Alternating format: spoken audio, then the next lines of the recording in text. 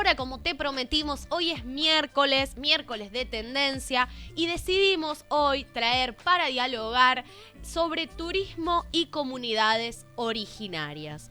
Una realidad que se da, obviamente, otra vez, ¿no? Hace muchos años que se da esta realidad del turismo mixturado con las comunidades originarias de algunos territorios, pero que obviamente post pandemia cobra fuerza, y cobra fuerza porque cuando hablamos de pueblos originarios, lamentablemente también hablamos de pobreza, también hablamos de conflictos, y también hablamos del turismo como una oportunidad para visibilizar estos conflictos y también para mejorar, ¿por qué no?, la calidad de vida de estas comunidades que, sobre todo en algunos países, son muy castigadas, ¿verdad?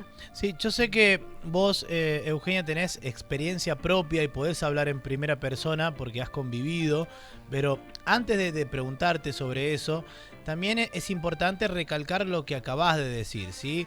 El turismo reactiva de una forma importante después de la pandemia, y las comunidades originarias necesitan del turismo, pero no solamente para poder vivir, para generar ingresos, que incluso creo que es lo que menos buscan las comunidades originarias, sino que se conozca su cultura, pero por sobre todas las cosas que se conozca su problemática. Y también está el otro lado, en donde quizás ahí sí voy a ahondar un poco desde tu experiencia, porque has convivido con ellos.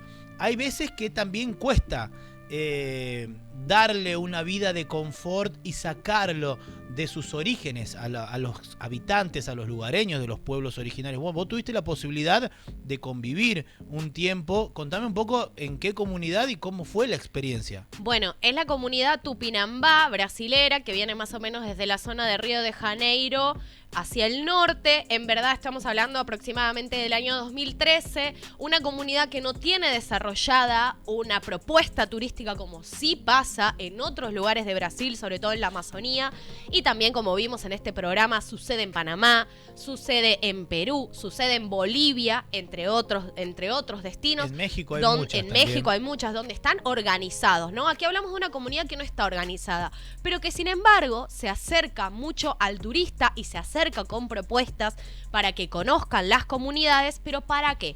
Para visibilizar las problemáticas que viven, sobre todo vinculadas a la distribución del territorio, ¿no? Como sabemos, de un tiempo a esta parte, los territorios indígenas fueron redistribuidos de una manera arbitraria, ¿no? Sí, esto en palabras poniéndonos un poco del lado de las comunidades, ¿no? Claro. Y ellas buscan este intercambio con los turistas para poder difundir sus problemáticas.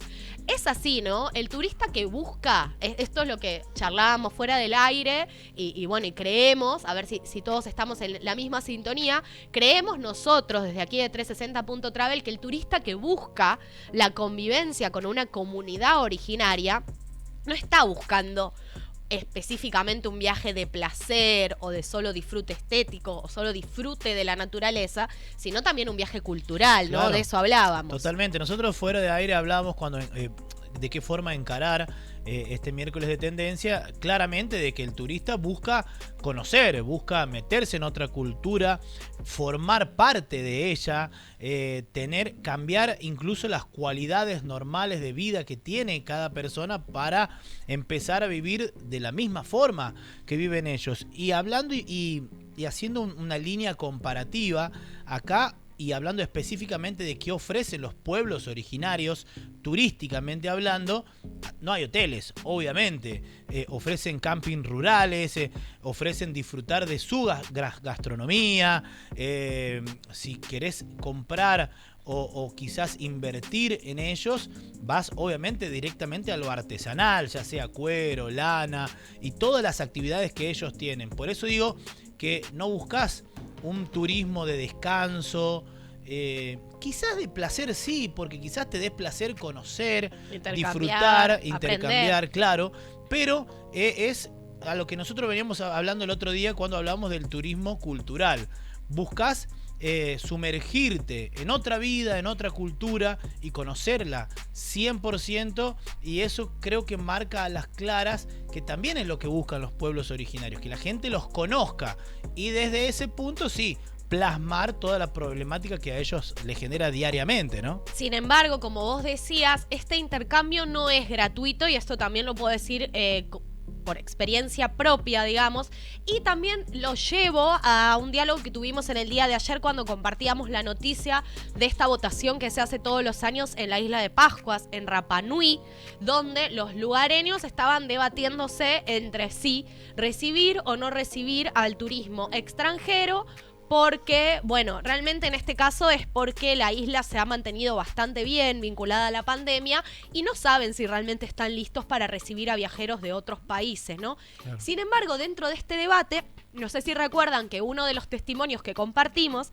decía que un lugareño que estaba dispuesto a mantener cerrada la isla, decía que no necesitan del turismo porque ellos y sus ancestros han estado acostumbrados a valerse de otras formas de subsistencia, ¿no? Que no necesitan sí o sí del turismo como se creería en una mirada quizás un poco más superficial, que ellos tienen la capacidad como pueblo originario de vivir de otra forma, ¿no? Y esto es a lo que voy con que el intercambio no es gratuito, porque se genera dependencia.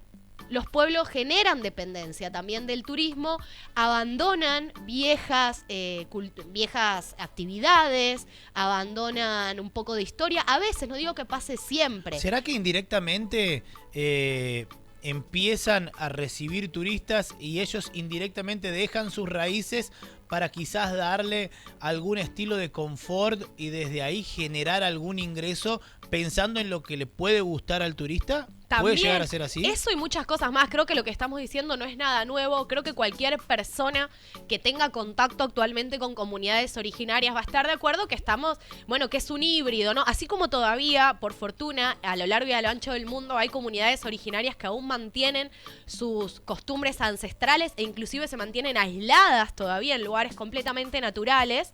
Hay otras que están totalmente mimetizadas con la cultura occidental, la cultura capitalista, ¿no? Como y entender esto, ¿no? Entender, nadie aquí quiere dar una opinión terminada, sino entender todas las aristas de que siempre un emprendimiento turístico donde hablamos de intercambio monetario, donde hablamos de turistas que vienen de otras culturas, no es gratuito, hay algo que sucede, hay una transformación cultural que se da, la cual la celebramos, pero la tenemos que hacer con conciencia. Solamente eso quería decir.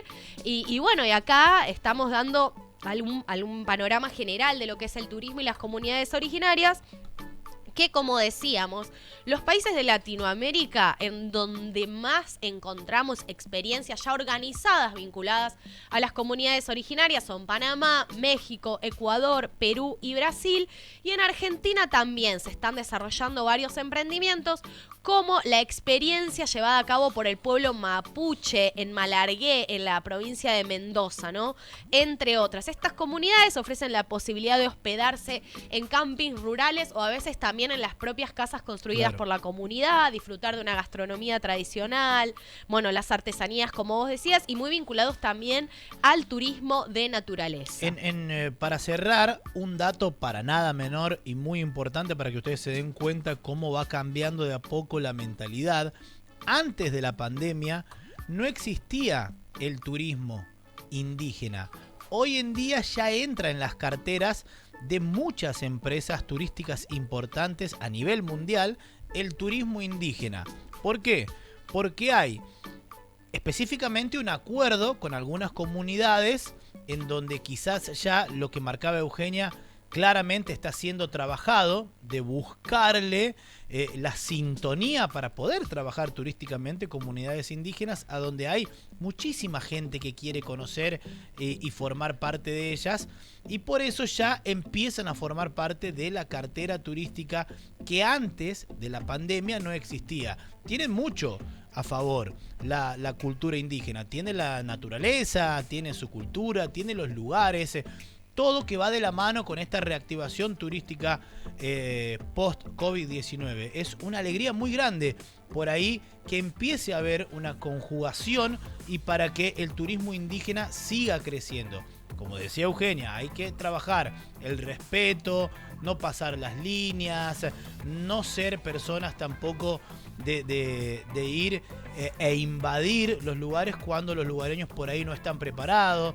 Hay distintos tipos que seguramente lo vamos a seguir hablando, pero es muy importante saber de que ya existe y es oficial el turismo indígena. Una última cosa que quisiera compartir para ver de qué se está hablando, ¿no?, en el turismo global cuando se habla de turismo indígena, y hace poco se desarrolló la tercera conferencia de turismo indígena Asia-Pacífico, un encuentro internacional que, junto con permitir poder compartir las tendencias, aprendizajes y experiencias innovadoras en el ámbito del turismo de pueblos originarios, ha sido también un espacio para estimular y propiciar la actividad de las comunidades de base.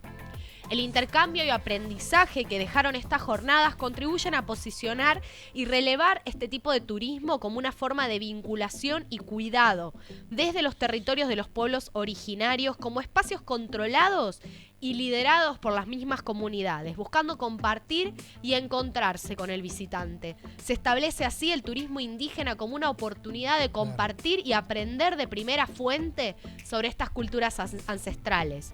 Continuando en la línea de la pandemia, esta afectó fuertemente el turismo. Sin duda ha sido una de las actividades que más ha tenido un impacto negativo, y de manera especial el turismo indígena, y haciendo foco en esta problemática, la conferencia abrió un camino para la reactivación económica y para posicionar este segmento turístico como de gran relevancia para los países y sus habitantes. Solamente invitarlos, si les interesa hacer este tipo de turismo, que busquen agencias que ustedes sientan, que ustedes crean, que averigüen y sepan de buena fuente que tienen un buen vínculo con estas comunidades y no están haciendo un abuso, sino un buen intercambio para ofrecer una experiencia realmente transformadora y positiva.